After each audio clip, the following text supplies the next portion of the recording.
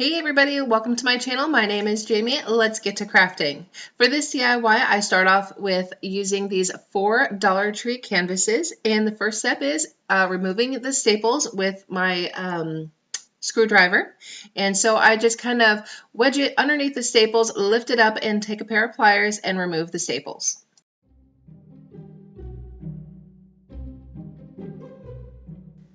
So sometimes when you're removing the canvases off of these frames, this can happen. And it's okay, do not panic, just a little bit of hot glue and reattach it and you are good to go. So as you can see here, I am just removing the excess canvas because I kind of got tired of removing the staples. It is very tedious, and if you want to remove each and every staple from all 4 canvases, then so be it. Have fun. I got tired of doing it, so I just took my box cutter, made little slits down the side. You won't even see them in the end, I promise you. And then I just carefully removed the canvas, and then I just ripped the excess off, and then there you go.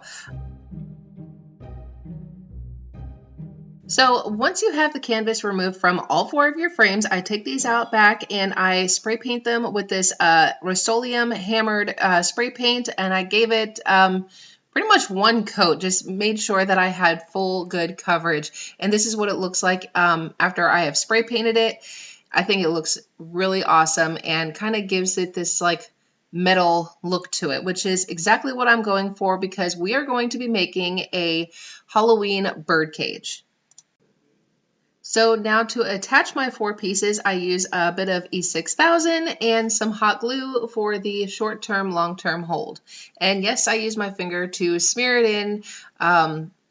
That's why God made soap and water, so you can wash these things off. And anyway, so just some E6000 and some hot glue, and then attach this to the side. Make sure that your staples are facing inward. You don't want the staples, if you happen to leave them in, you don't want them facing out.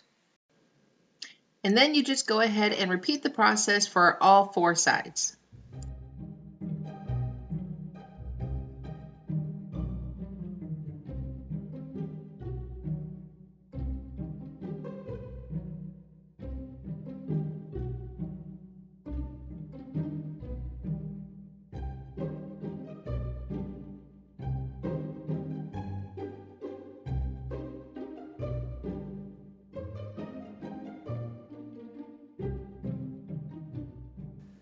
So the next thing I have here is these little metal like embellishment things. I'm not really sure what you actually call them, but I found them over at Hobby Lobby. They were $1.99, but they were 50% off, so I got them just for $1. And look how gorgeous these things are, and they're really thin. So this works out perfectly for our project and be a nice little embellishment for our bird cage. So I'm just going to put these in just in the corners of the bird cage, and as you can see, I'm kind of wiping this in the E6000 that I had dripped on the table there, and then also using the hot glue, and then I'm going to attach it in just the top corners of our cage.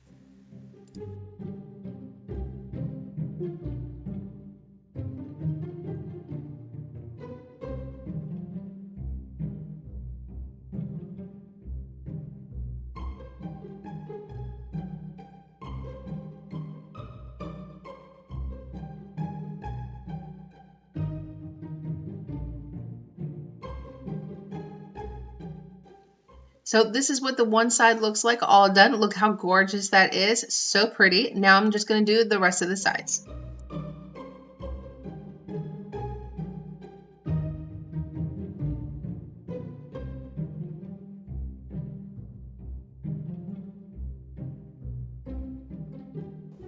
So to step up our bird cage a little bit more, I'm just going to take this cardboard and I'm just kind of eyeball measuring how long I need my cardboard to be, and I cut 4 strips. I think they're probably about a finger width apart. And then I just cut those and I take them out back and I spray paint them with the exact same Rustoleum hammered spray paint I used for the canvas frames.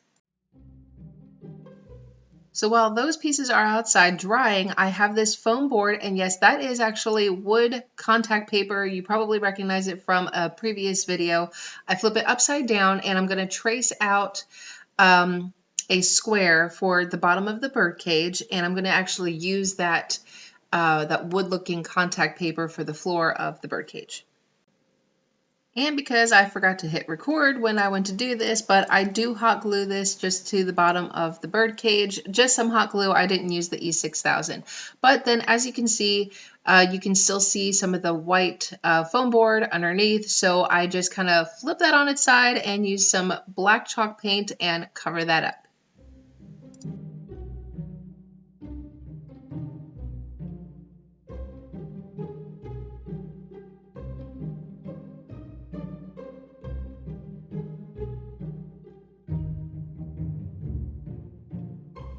So here's what those 4 strips of cardboard look like after they have been spray painted. They are looking very nice. And the next thing I do is I just take one of them, I kind of bend the one end a little bit and use a little bit of hot glue to attach it to one of the corners. And then the nice thing about the cardboard is I can easily manipulate it so that it can bend and kind of curve the way I want it to. And I do this with all 4 of the pieces, hot gluing them to each of the 4 corners.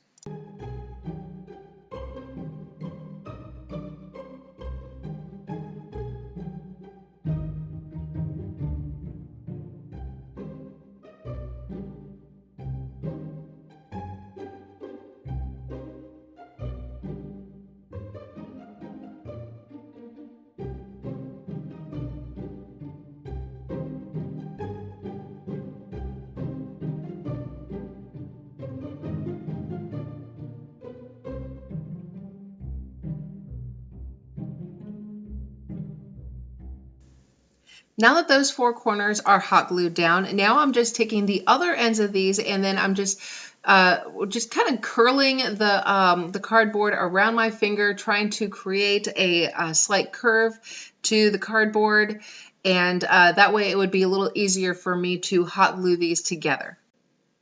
As you can see here, it kind of forms like a little bit of a box shape, and then I'm just going to hold that and then use my hot glue gun and glue these 4 sides together. I'd like to take a quick second to welcome y'all for anyone who is new to my channel. My name is Jamie. I like doing inexpensive DIYs, trashy treasures, and Dollar Tree hauls. And if that sounds really good to you, then I hope that you consider subscribing. And then let me know what you think. Do you plan on decorating for Halloween? What is your favorite holiday to decorate for? My favorite is Christmas, but I do love decorating for Halloween. We have already gotten our Halloween decorations up, and my kids are so super excited. I also plan on posting every Wednesday and Friday, and then maybe have a couple of extra videos sprinkled here and there because I also do enjoy doing the DIY challenges. The last thing I do for this DIY is I just take a wooden bead. I prefer that I would have had a bigger wooden bead, but this is the biggest size that I had, and I cover it in black chalk paint, and then I hot glue it to the top of the bird cage.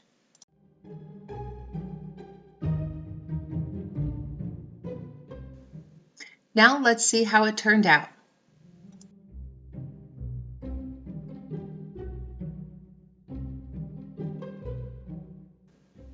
I have to say I am really happy with how this bird cage turned out, and that skeleton bird I did pick up at Dollar Tree. Anyway, I hope that you enjoyed this video. If you did, please give it a big thumbs up. It really does help my channel. Like I said, I hope that you consider subscribing, and I hope that y'all have a wonderful, blessed day. Bye!